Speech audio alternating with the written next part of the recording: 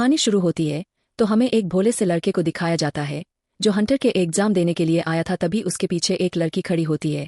वह उससे पूछती है, क्या तुम भी पार्टी ज्वाइन करने के लिए आए हो? वो लड़की उसको अपना इंट्रोडक्शन देती है और कहती है कि मेरा नाम लुड़ारू नाविक है। और वो कहती है कि अभी अभी मैं लेवल्थ में प्रमोट हुई हूं, बट हमारा मेन कैरेक्टर उससे हाथ नहीं मिलाता है। वो कहता है कि मेरा नाम कैराई इंद्री है। तभी यहाँ पर एक आदमी बोलता है, अब हंटर गिल्ड में बच्चे भी शामिल होंगे, यह जगह तुम लोगों के लिए नहीं है, तुम लोग यहाँ से भागो। जिसके बाद वो लड़की और वो आदमी दोनों आपस में ही लड़ने लगते हैं।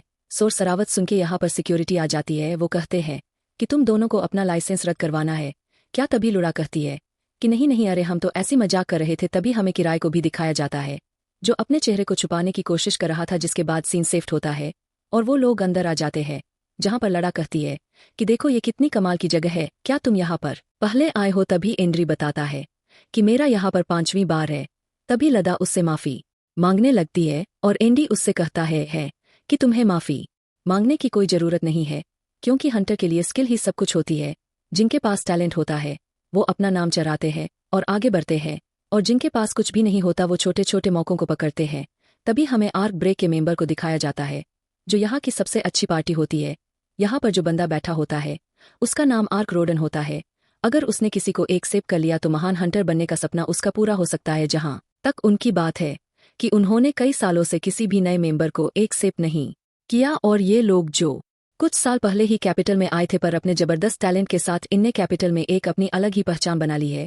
और उनकी पार्टी का नाम ग्रेवन सोल्स है। मार्केट में सबको पता चला कि ग्रीव्स अपने साथ कुछ नए मेंबर को लेना चाहते हैं, इसलिए यहाँ पर इतनी सारी भीड़ लगी हुई थी, क्योंकि सब कोई चाहता है कि उनके साथ वो जुड़े और उनकी पार्टी के साथ शामिल हो पाए। तभी यहाँ पर लाल बालों वाला लड़का शोर मचाने लगता है और कहता है कि मैं अब इंतजार नहीं कर सकता, हम यहाँ पर ज्वाइन होने के लिए आए हैं और यहाँ पर ग्रीवर्सन नहीं है। मेरे पास इतना टाइम नहीं है कि मैं यहाँ पर ज्यादा देर तक रुकूं। तब यहाँ पर एक लड़की आ जाती है और वो कहती है कि तुम्हें ऐसे शोर नहीं मचाना चाहिए, तुम्हें अपनी जगह पता होनी चाहिए। दरअसल इस लड़की का नाम टीनो है और यह ग्रीव्स की ही मेंबर है। अब यहाँ पर लड़ाई होने वाली होती है।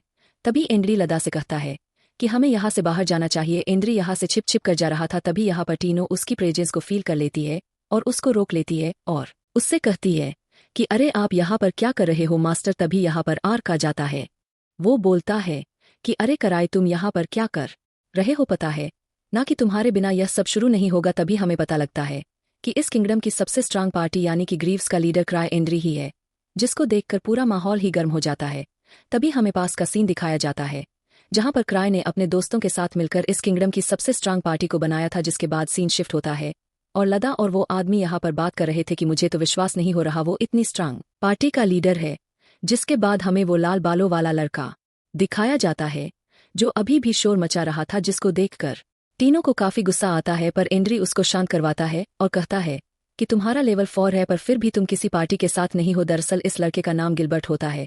क्राई यहाँ पर सोचता है कि मैं लोगों को पहचानने में बहुत ही बेकार हूँ, इसलिए मैं इनको इनके लक के ऊपर छोड़ देता हूँ। जिसका लक होगा वो खुद ही शामिल हो जाएगा। जिसके बाद वो अपनी एक अंगूठी को निकालता है और पब्लिक के बीच फेंक देता है और कहता है कि जिसको ये अंगूठी मिलेगी उसको मैं रिकमेंड करूंगा। बट किसी को अंगूठी मिल पाती से पहले ही तीनों मैदान में उतर जाती है।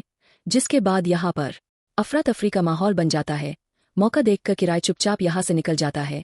जिसके बाद हमें अगले दिन का सीन दिखाया जाता है जहाँ किराए की वजह से पूरा हंटर एसोसिएशन तबाह हो जाता है, जिस वजह से किराए को बुलाया जाता है। जहाँ पर किराया उनसे माफी मांगता है। वो बोलता है कि मैंने रोकने की पूरी कोशिश की, पर मैं भी क्या करता, लोग पूरे बावले हो चुके थे। तभी यहाँ पर एक लड़की खड़ी होती है।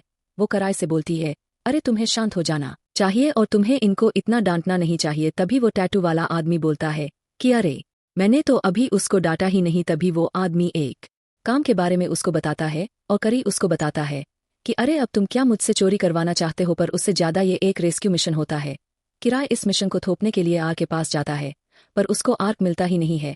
काफी देर पहले नोबल्स का बुलावा आया था, उसी के साथ वो चला गया। अभी टीनो उस रिंग को दिखाती है और कहती है कि देखो मास्टर, ये रिंग मुझे मिल गई और मैं हरगिज नहीं चाहती थी कि तुम्हारी रिंग कोई और अपने हाथ में ले। किराए उससे कहता है अगर तुम फ्री हो तो मेरा एक काम कर सकती हो। एसोसिएशन ने मुझे एक मिशन दिया है। बट मिशन का नाम सुनते ही टीनो यहाँ से भाग जाती है। जिसके बाद किराई अपनी एक सिल्वर को निकालता है और टीनो को बांध देता है।